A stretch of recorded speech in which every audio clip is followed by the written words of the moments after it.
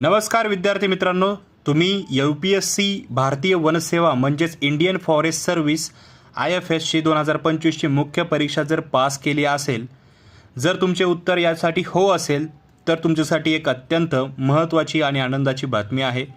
महाज्योतीतर्फे UPSC भारतीय one सेवा मुख्य परीक्षा 2025 उत्तीर्ण झालेल्या विद्यार्थ्यांसाठी मुलाखत आणि व्यक्तिमत्व चाचणीसाठी म्हणजेच पर्सनॅलिटी टेस्टसाठी एक रकमी अर्थसहाय्य योजना जाहीर करण्यात आलेली आहे।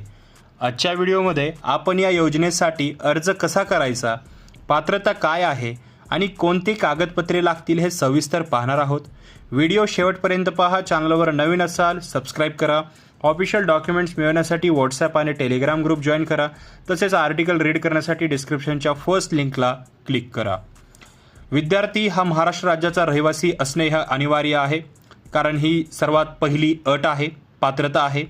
त्याचबरोबर विद्यार्थी इतर मागासवर्ग म्हणजेच OBC, विमुक्त जाती भटक्या जमाती म्हणजेच VJNT किंवा विशेष मागास प्रवर्गातील SBC नॉन क्रिमिलियर गटातील असावा। 24 फेब्रुवारी 2026 रोजी जाहीर झालेल्या निकालानुसार विद्यार्थ्याने UPSC IFS मुख्य परीक्षा 2025 उत्तीर्ण केलेली असावी। यामध्ये महत्त्वाची अट आहे, जर तुम्हाला या परीक्षेसाठी सारथी पुणे किंवा इतर कोणत्याही संस्थेकडून अर्थसहाय्य मिळत असेल तर तुम्ही या योजनेसाठी पात्र ठरणार नाहीयेत। तसेच चालू आर्थिक वर्षात महाज्योतीच्या इतर अर्थसहाय्य योजनेचा लाभ घेतलेल्या विद्यार्थ्यांनाही याचा लाभ मिळणार नाही।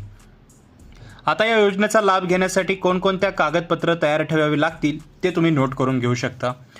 यामध्ये तुमचे आधार कार्ड लागेल, कास्ट सर्टिफिकेट, नॉन क्रिमिलियर, तसेच ॲडमिट कार्ड, तुमचे जे भारतीय वन सेवा मुख्य परीक्षा असेल प्रवेशपत्र त्याचे, तसेच मुख्य परीक्षा उत्तीर्ण झालेल्या निकालाची प्रत ज्यावर तुमचा बैठक क्रमांक ठळक केलेला असावा। सर्वात महत्त्वाची गोष्ट, तुमच्या बँक खात्याला तुमचा आधार क्रमांक लिंक असणे अत्यंत आवश्यक आहे।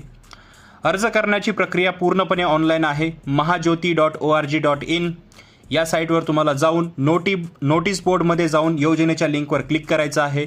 अर्जासोबत सर्व कागदपत्रे जोडायची आहेत आणि लक्षात ठेवा, अर्ज करण्याची शेवटची तारीख आहे 10 एप्रिल 2026। पोस्टाने किंवा ईमेलद्वारे पाठवलेल्या अर्जाचा विचार केला जाणार नाहीये। अर्ज भरताना काही तांत्रिक अडचण आली तर तुम्हाला महाज्योतीवरच जे आहे एक कॉल सेंटर क्रमांक जे दिलेला आहे, एक संपर्क तुम्ही साधू शकता आणि तुम्ही तुमचे जे प्रॉब्लेम्स आहेत त्याला सॉर्ट आउट करू शकता। मित्रांनो, भारतीय वनसेवा ही देशातील अत्यंत प्रतिष्ठेची सर्व्हिस आहे।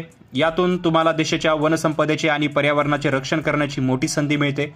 आता तुम्ही मुख्य परीक्षा पास केली आहे तर मुलाखतीवर पूर्णपणे लक्ष केंद्रित करा। मॉक टेस्ट, त्याचबरोबर मॉक इंटरव्ह्यूज, त्याचबरोबर वन डे कायदे, हवामान बदल आणि पर्यावरणाच्या संबंधित चालू घडामोडीवर तुमची पकड मजबूत ठेवा। महाज्योतीकडून मिळणाऱ्या या अर्थसहाय्याचा उपयोग तुम्ही तुमच्या प्रवासासाठी, राहण्यासाठी आणि उत्तम मार्गदर्शनासाठी जे आहे ते नक्की करू शकता। जर तुम्हाला या योजनेबद्दल काही शंका असतील, काही प्रश्न असतील तर खाली कॉमेंट सेक्शनमध्ये सांगा।